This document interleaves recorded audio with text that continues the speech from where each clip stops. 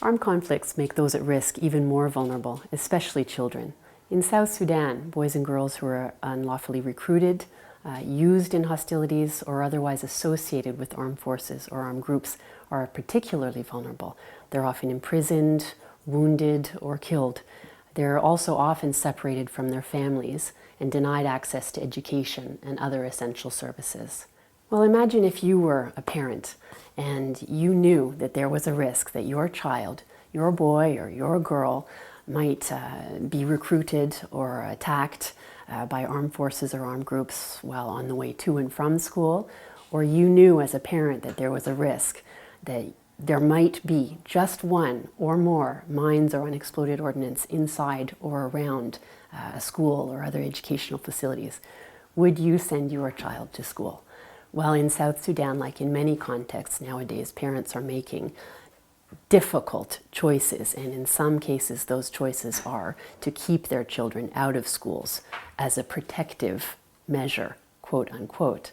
It's important at the same time to bear in mind that children are boys and girls, and that boys and girls have different experiences, that they may face specific risks, and that they may have particular needs as a result.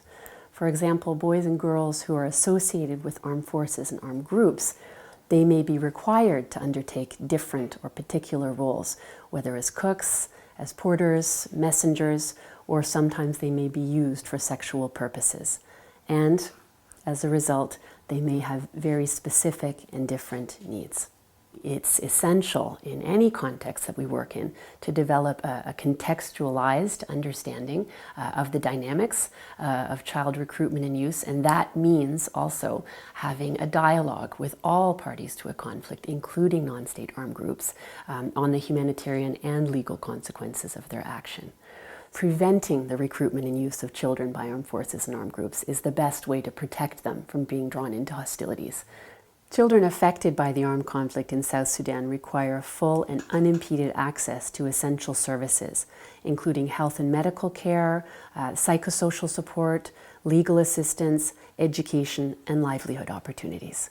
This can be challenging in a context like South Sudan, but it is essential.